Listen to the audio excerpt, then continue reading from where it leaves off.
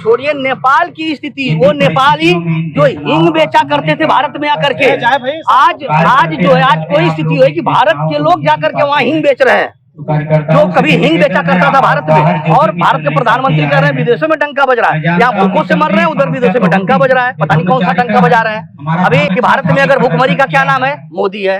बेरोजगारी का नाम मोदी, महंगाई का नाम मोदी, और इतना नहीं, सारे नामों के बाद एक तो और अच्छा नाम उनका नाम आया है पनौती। यानी वो जहाँ जा रहे हैं, जब से देश में उन्होंने कदम रखा, जब से वो प्रधानमंत्री बने, तब से देश में पनौती लग गई। हिंदू क्या है? हिंदू शब्द क्या है? हिंदू मुगलों द्वारा दी हुई गाली है। सत्यार्थ प्रकाश में स्वामी दयानंद सरस्वती ने लिखा हुआ है।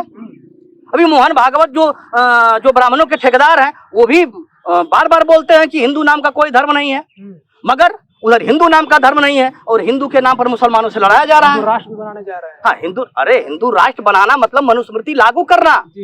बगैर मनुस्मृति के हिंदू राष्ट्र नहीं है। अब ध्यान दीजिए, वो हिंदू राष्ट्र नहीं, ब्राह्मण राष्ट्र है। अगर वो बोलेंगे कि ब्राह्मण राष्ट्र बनाना है, तो ओबीसी उनके साथ नहीं आएगा, एससी उनके साथ नहीं जाएगा, साथ सबका उनको लेना है। इसलिए वो बोल रहे हैं कि हिंदू राष्ट्र निर्माण करना है। तो हिंदू राष्ट्र में अब बताइए आप ही कि प्रधानमंत्री हिंदू, मुख्यमंत्री Hindu, DM CM PM Hindu, तो अब कैसा हिंदू राष्ट्र चाहिए?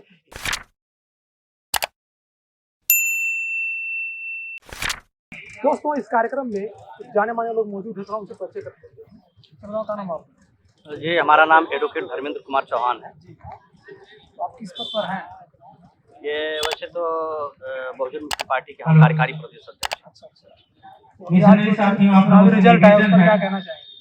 अभी जो चुनावी रिजल्ट आया हुआ है, वो 2024 को ध्यान में रख करके आरएसएस और भारतीय जनता पार्टी चुनाव को अपने हाथ में लेकर के चलती है। चुनाव आयोग उनके साथ में है।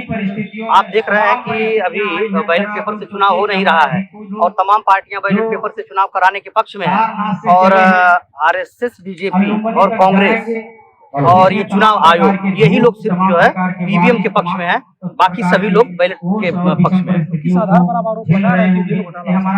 देखिए, ईवीएम में घोटाला होने के सारे सबूत हैं। 8 अक्टूबर 2013 को सुप्रीम कोर्ट ने ये जजमेंट में दिया।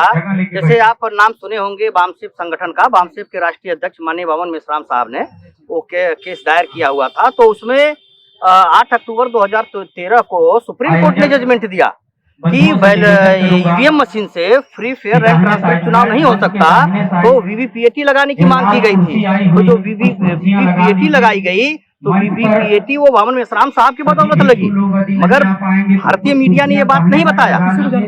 हाँ, ये बात भारतीय मीडिया ने किसी को नहीं बताया।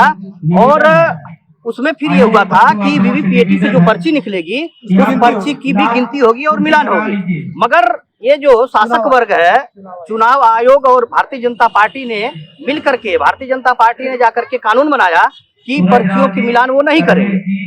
तो जब पर्ची की मिलान नहीं करेंगे, तो फिर वीवीपीएटी मशीन लगाने का कोई औचित्य नहीं है। सरकारी धन का नुकसान।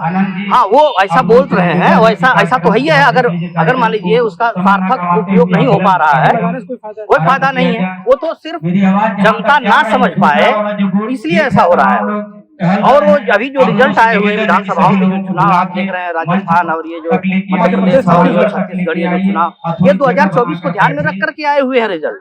क्योंकि 2024 में भारतीय जनता पार्टी यानी आरएसएस की जो प्लानिंग है, उसके तहत भारतीय जनता पार्टी को इस बार लोकसभा चुनाव जीतना जरूरी है। क्योंकि 2025 में वो भारतीय संविधान को खत्म करना चाहते हैं और मनुस्मृति लागू करना चाहते हैं। मैं ऑन रिकॉर्ड बोल रहा हूँ। इसका सबूत उनके मंत्री बोल रहे हैं भारतीय संविधान को बदलना है, और वो बार बार बोलते हैं कि हम देशभक्त हैं। तो मैं उनसे ये आपके माध्यम से उनसे पूछना चाहता हूँ, देशभक्ति का पैमाना क्या होता है? भारतीय संविधान, ये लोकतंत्र, भारत में अगर लोकतंत्र जीवित है तो भारतीय संविधान है। तो भारतीय संविधान को बराबर बदलने की बात कौन कर रहा है? उधर तो बोलते हैं यही भाजपा वाले, ये शासक वर्ग, भाजपा के लोग कहते हैं मुसलमान है, ओबीसी के लोगों, मुसलमान आपका दुश्मन है। तो अभी आपको मैं एक सबूत देना चाहता हूँ। बिहार में अभी ओबीसी की जाति गणना हो रही थी। उस जातीय गणना में अगर मुसलमान हमारा दुश्मन था, तो मुसलमान को रोकने जाना चाहिए था। मगर ये जितने ब्राह्मण थे, भारतीय जनता पार्टी के जो ब्राह्मण थे वो हाई कोर्ट पहुंच गए स्टे लेने के लिए, और स्टे लेने के बाद फिर प्रदेश सरकार ने जब वहां कामयाबी पाई तो सुप्रीम कोर्ट पहुंच गए। वो तो चंद्रचूड़ जी का बहुत योगदान है, जो कि वहां पर जाति गणना हुई और सारा रिजल्ट सामने आ किया गया। तो मैं उन लोगों से पूछना चाहता हूं जो अभी तथाकथित हिंदू है, सुप्रीम कोर्ट ने जजमेंट दिया हुआ है कि हिंदू नाम का कोई धर्म नहीं है, मगर फिर भी हिंदू धर्म करके हमारे लोगों को बरगलाया जा रहा है। और आपको ये जानकारी होगी कि इस भारत का अगर वास्तव में अगर दुनिया को संदेश देने वाला कोई धर्म है तो बौद्ध धर्म है, और भारत में जिसकी उत्पत्ति हुई इन ब्राह्मण लोगों ने उसको खत्म कर दिया और पोंगा कथित काल्पनिक चीजें हम लोगों पर सिर्फ थोप करके हम लोगों को बेवकूफ बना रहे हैं। तो मैं ये जो तथाकथित हिंदू हैं उन लोगों से पूछना चाहता हूं कि अगर भारतीय जनता पार्टी के लोग बताते हैं कि मुसलमान आपका दुश्मन है, तो ओबीसी जो बिहार में जाति गणना हो रही थी, तो अगर कोई मुसलमान भाई रोकने जाता तब ना हम मानते कि हमारा दुश्मन है, मगर वो ब्राह्मण क्यों चले गए? अगर वो अपने को हिंदू मानते हैं, हम भी हिंदू हैं, हम ओबीसी के हैं, तो हम भी अगर हिंदू हैं तो ये कौन सी बात हुई कि एक भाई का अधिकार लेने के लिए रोक रहा है, मना कर रहा है? तो जब सभी हिंदू हैं तो फिर हमारी सपोर्ट करना चाहिए था उनको ना। मगर ये आप आंख से पर्दा उठ रहा है, सबके पर्दा जो है ना ये उठ रहा है, और इस देश में बुद्ध की तरह क्रांति अगर कोई करने वाला है और बाबा साहब के बाद अगर कोई क्रांति इस देश में करने जा रहा है तो वामन मेश्राम साहब करने जा रहा है। इसमें मुझे कहने में कोई गुरेज नहीं है। क्यों नहीं होती है वामन मेश्राम साहब की गिरफ्तारी? निवेदन करके उनको आरएसएस बीजेपी के पास दम नहीं है। बाबा साहब अम्बेडकर की कितनी गिरफ्तारियां हुई थी, उन्होंने कलम से पूरे व्यवस्था को बदलने का काम कर दिया। तथागत गौतम बुद्ध की कितनी गिरफ्तारियां हुई थी, उन्होंने पूरे विश्व को मानवता का संदेश दे दिया। वामन मेश्राम साहब संवैधानिक तरीके से लड़ाई लड़ रहे हैं, किसी के माई के दम नहीं है जो कि हाथ लगा के दिखा दे वामन मेश्राम साहब को।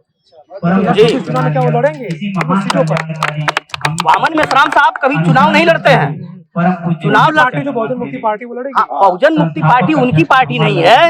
उनकी जो महापुरुषों की जो आइडियोलॉजी है, जो बहुजन हिताय बहुजन सुखाय का नारा तथागत गौतम बुद्ध ने दिया, मगर बीच में सतीश चंद्र मिश्रा नाम का ब्राह्मण आया जो बृहदत्त मौर्य की हत्या को फिर दोहरा रहा है। उस सुमित्र शुंग नाम का ब्राह्मण जो बृहदत्त की हत्या किया और करने के बाद पूरे मानवता का संदेश देने वाले बौद्ध धर्म को उसने खत्म किया। ठीक उसी तरह से सतीश चंद्र मिश्रा एंट्री किया और बहुजन हिताय बहुजन सुखाय को सर्वजन हिताय सर्वजन सुखाय कर दिया। तो हम लोग भी वामन मेश्राम साहब के अनुयायी हैं, जो विचारधारा के मानने जानने वाले लोग हैं, हम लोग बहुत बारीकी से समझ रहे हैं। और ये आंदोलन जो है अब रुकने वाला नहीं है। अब क्यों? क्योंकि आज देख रहे हैं ये बौद्ध धर्म का कार्यक्रम चल रहा है, इसमें जितने खड़े हैं सब ओबीसी के लोग खड़े हैं। अब देखिए स्वर्गीय मंतोष चौहान है, ये सब लोग हम लोग ओबीसी के लोग हैं। हम लोग अब सही बात जान चुके हैं, हम हिंदू नहीं है, सीधी बात। हिंदू क्या है? हिंदू शब्द क्या है? हिंदू मुगलों द्वारा दी हुई गाली है। सत्यार्थ प्रकाश में स्वामी दयानंद सरस्वती ने लिखा हुआ है।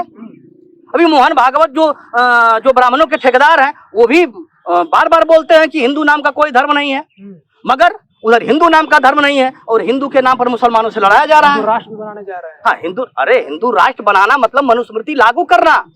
बगैर मनुस्मृति के हिंदू राष्ट्र नहीं है। अब ध्यान दीजिए, वो हिंदू राष्ट्र नहीं, ब्राह्मण राष्ट्र है। अगर वो बोलेंगे कि ब्राह्मण राष्ट्र बनाना है तो ओबीसी उनके साथ नहीं आएगा, एससी उनके साथ नहीं जाएगा, साथ सबका उनको लेना है। इसलिए वो बोल रहे हैं कि हिंदू राष्ट्र निर्माण करना है। तो हिंदू राष्ट्र में अब बताइए आप ही कि प्रधानमंत्री हिंदू, मुख्यमंत्री Hindu, DM CM PM Hindu, तो अब कैसा हिंदू राष्ट्र चाहिए? हिंदू राष्ट्र उनको वो चाहिए, ब्राह्मण राष्ट्र बनाना चाहते हैं। ब्राह्मण राष्ट्र में मनुस्मृति लागू होगी और मनुस्मृति में शूद्रों को पढ़ने लिखने का अधिकार नहीं होगा। अगर वो बोलेंगे तो जीभ कटवा ली जाएगी। अगर जिन हमारे भाइयों को अगर जानकारी नहीं अगर है तो मनुस्मृति उठा के पढ़ा, क्लियर हो जाएगा। 2017 चुनाव से जो है ओबीसी वाले बच्चों को छात्रवृत्ति बहुत कम दी जा रही है, तो दी ही नहीं जा रही, उससे हमारे बच्चे नहीं पढ़ पा रहे हैं। चाहे बीए हो, चाहे पॉलिटेक्निक हो, चाहे बीटीसी हो, चाहे बीएड हो, वो कर ही नहीं रहे। इस पर आप क्या कहना चाहेंगे?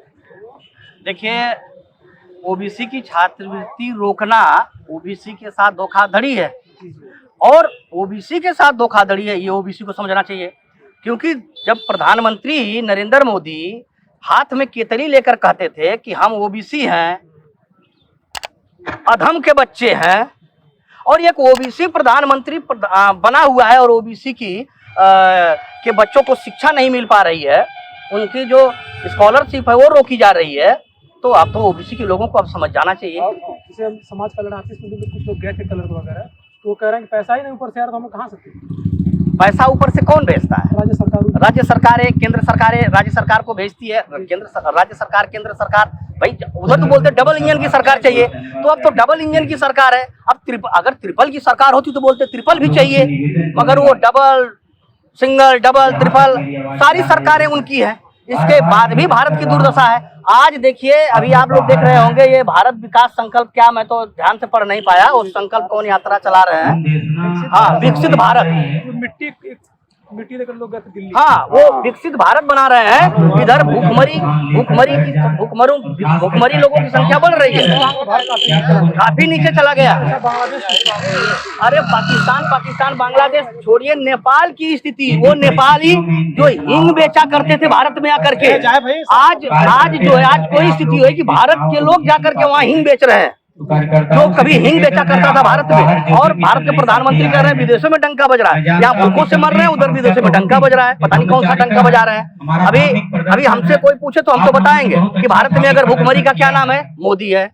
बेरोजगारी का नाम मोदी, महंगाई का नाम मोदी, और इतना नहीं, सारे नामों के बाद एक तो और अच्छा नाम उनका नाम आया है, पनौती। यानी वो जहाँ जा रहे हैं, जब से देश में उन्होंने कदम रखा, जब से वो प्रधानमंत्री बने, तब से देश में पनौती लग गई। तो इसलिए हम भी ओबीसी के लोग हैं, तो हम ओबीसी की आंख बंद करके नहीं चलते हैं, हम लोग आंख खोल के चलते हैं, देखते हैं कि हमारे साथ न्याय हो रहा है कि अन्याय हो रहा है।